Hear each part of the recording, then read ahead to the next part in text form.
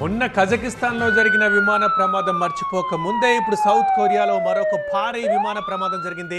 దానికి సంబంధించిన వీడియో కూడా మనం చూస్తున్నాం. అది ల్యాండ్ అవుతూ ఉంది, రన్వే మీద ల్యాండ్ అవుతూ చాలా ఫాస్ట్గా వెళ్ళి ముందున్న గోడను ఢీకొట్టుకొని ఒక్కసారిగా పేలిపోయింది.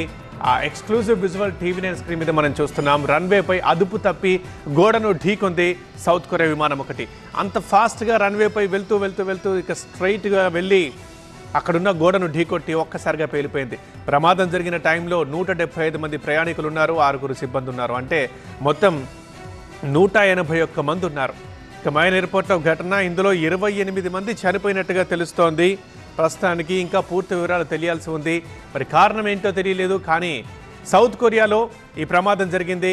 సౌత్ కొరియాలో రన్వేపై అదుపు తప్పి గోడను ఢీకొంది విమానం. ఆ ఎక్స్క్లూజివ్ విజువల్ కూడా మనం చూస్తున్నాం. కంట్రోల్ చేయలేకపోయాడు పైలట్. ఒక్కసారిగా గోడను ఢీకొని ఎంత పెద్ద విస్ఫోటనం సంభవించిందో మనం క్లియర్గా చూస్తున్నాం. ఒక్కసారి ఆ ప్రమాదం జరిగిన తర్వాత దట్టమైన పొగను చూస్తే ప్రమాద ధాటి మనకు అర్థమైపోతుంది. ఒక్కసారిగా భారీ పొగ కమ్మేసింది.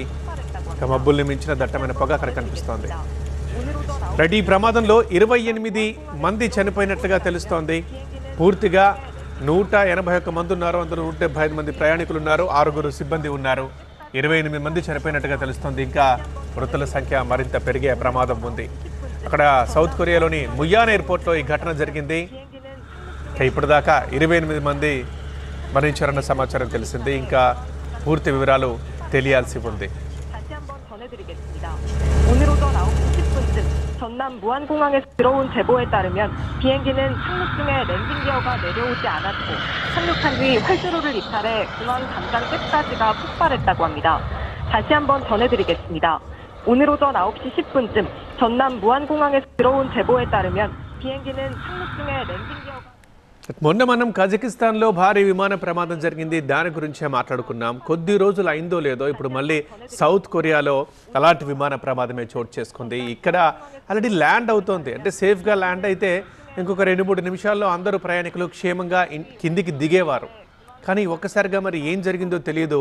పైలట్ కంట్రోల్ చేయలేకపోయాడు. మరి ఫాల్ట్ ఏంటో ఇక దర్యాప్తులో తెలుస్తుంది.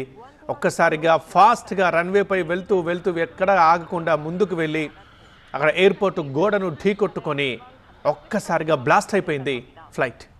సౌత్ కొరియా మయోన్ ఎయిర్పోర్ట్లో ఇది జరిగింది.